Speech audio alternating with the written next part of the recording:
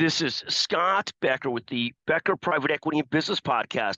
We join you regularly with short business episodes, short private equity episodes, interviews with business and private equity leaders, sometimes profiles of business leaders, and then relatively irreverent episodes periodically. We're joined today by a brilliant leader, founder of a staffing and recruitment firm, Dylan Werner.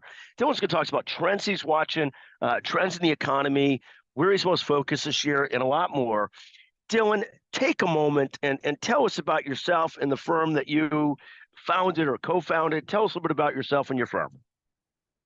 Yeah, no, thank you so much for having me on, Scott. I was saying earlier, normally I'm on the phone interviewing people all day. So to be on the other side is fun and exciting, and I can understand why some candidates get a little nervous. So, but yes, I am Dylan Werner, and I am one of the co-founders of Elevate Talent Advisors, which is a full-service recruiting company.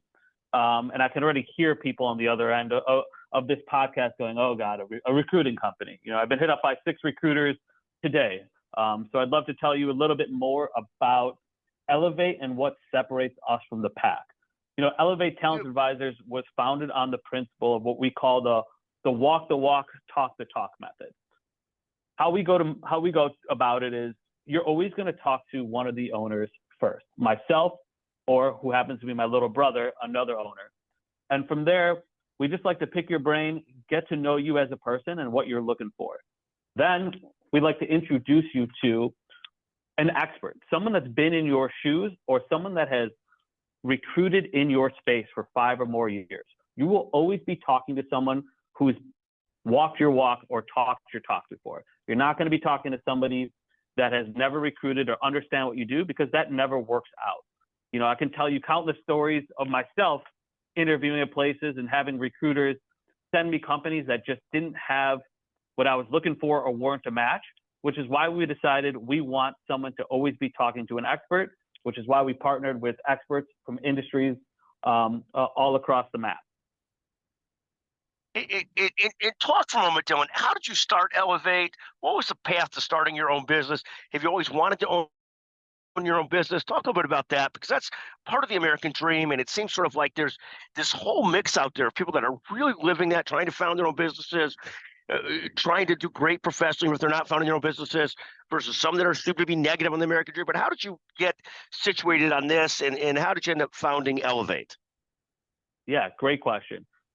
My story dates back to high school. I worked at Little Louie's hot dog stand in downtown Northbrook all throughout high school. And I found early on that money motivated me and not so much school. I wasn't the greatest student, and I didn't care about learning about ancient Chinese history. I wanted to make money.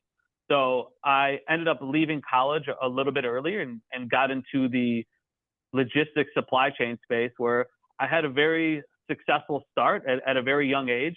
And from there had the dream of, I've learned from some really great people, I want to go out and start my own business. And if you look at my LinkedIn or follow my journey, I've tried starting some things. I've tried having my own businesses in the PPE space and other areas. And nothing teaches you about life more than putting yourself out there. About 4 years ago, I actually got back into logistics supply chain on the recruiting end and was recruiting just in that industry. And, I tell the story of about exactly 12 months ago this month, my wife and I were sitting down, going over finances, looking at our numbers, trying to see if we hit our goals, if we can hit our future goals. And looking at that paper, we kind of both looked at each other with almost tears in our eyes saying, we're broke. This isn't where we wanted to be. And so I went and talked to my father, who is a life coach and an entrepreneur, and said, I have this idea. I don't want to go work for anybody else. If I want to get out of this situation, I got to do it alone. I have to go at it and be my own boss. Then I went to my real boss, who's my wife, and said, I want to do this. I want to start my own recruiting firm. I've talked to a lot of people. I've talked to my mentors. They believe in me. And my wife, who is my biggest fan and my rock, said to me, I will go to the end of the earth with you. Let's go and do this. So that's how Elevate Talent Advisors was founded. It was founded on having the weight of the world on my shoulders. I have 2 young kids that I need to provide for, back against the wall and saying, I'm going to go out there and I'm going to make this happen. Luckily enough, I was able to team up with a young entrepreneur who helped me get started and invested in me. And here we are today, 7 months later, just believing in myself and grinding and, having an early success. Well, congratulations. I mean, it's so how so many businesses start, and people don't realize there could be some, trying to really, really keep at it, keep moving, keep learning, keep connecting dots till you start to hit that flywheel effect where it starts at some point to get easier and easier. We used to say in starting a business, I had to dig 10 ditches until they started to dig themselves, meaning until you started to get momentum going and it started to grow. And I think there's a lot of truth to that. And so we applaud tremendously that effort. Talk about support systems. You talked a little bit about your father and your wife. Talk about how important those support systems are for entrepreneurs in terms of guidance, clarity, support, clarity. Talk a little bit about that, how important that is. Yeah, absolutely. You have to have the belief in yourself. That's number one. You have to be able to believe in yourself that you can do it and go out there and kind of put your life on the line, so to speak. But then it's very important to have a team around you of people who believe in you, that you can confide in, that you can go to for advice. Like I mentioned earlier, luckily enough, and unluckily, because, I got some hard advice growing up. My father was and is a life and business coach. So he asks the tough questions that I don't think a lot of people get asked when they go to their parents about starting a business. And he really put things in perspective. And my wife, I told her from day one when we were dating, I'm going to do whatever it takes to make our family feel safe and successful, but I'm going to do some crazy things, which is, I'm going to go out there and start my own businesses. And she said, I'll be on the ride with you. So, having those two, plus my mom and in my corner has been fantastic. And, a blessing in itself is my little brother, who has been recruiting at more of your bigger corporate companies, Robert Half, stuff like that, said, hey, if you're going to do this, I got your back. There's nothing like the brother connection. So he joined me and we are going at this together. So knowing there's people to rely on and who have your back and are in the battle with you makes this whole journey worth it. Hey, I'm going to ask you 2 complicated questions, and you don't have to answer these if these are too complex or too challenging, Dylan. Feel free to bail out at any time. Let me know if you're ready. Go ahead. Okay. The favorite menu item at Little Louie's. What's your favorite menu item at Little Louie's? I can tell you what mine is. Mine is the pizza puff, which I can't eat anymore as I get older.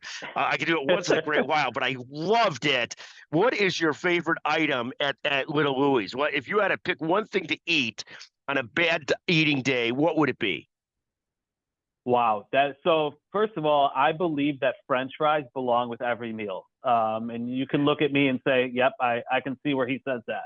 So, if you're having a bad eating day, you absolutely need to get cheese fries with the Merck's cheddar cheese. There's nothing like it. I love the Ragin' Cajun chicken wrap, which has got a little spice to it, avocado, grilled onions. It's like a little burrito. So that is my go-to. But, if you're not from Chicago and you're coming here, you got to stop in and get a hot dog. It's a hot dog stand. That's what we're known for.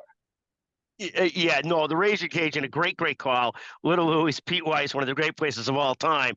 The other question, you don't have to answer this too. I don't recall, and we'll get back to business in 1 second. Is your father a beer fan or a Packers fan? My dad is a diehard Arizona State fan and doesn't care about anything else. Got it. Okay. For some reason, I thought maybe at sometime wearing a Packers hat, but I guess wrong. Arizona State. Oh, you know what it was? It was probably a GBN. GBN made their hats look like the Packers logo, and my brother is very involved. He played high school basketball and coaches all the basketball around here. He probably had a GBN hat on. Fair enough. That makes sense. Got it. Good. Yeah. And either way is great. just curiosity and stuff like that. What are you most focused on and excited about this year? I mean, I take it, and what do job trends look like? I mean, hiring slowed down just a little bit. What are you most excited about and focused on this year? And what are the trends you're watching? What I'm most excited about is the company itself is about 7 months old, and we're having some early success. We're getting a lot of clients. We're getting a lot of belief in us. I'm excited about seeing where we're at by the end of the year. We have started to take on companies and opportunities outside the scope that I could never have imagined. I was always in the logistics supply chain space.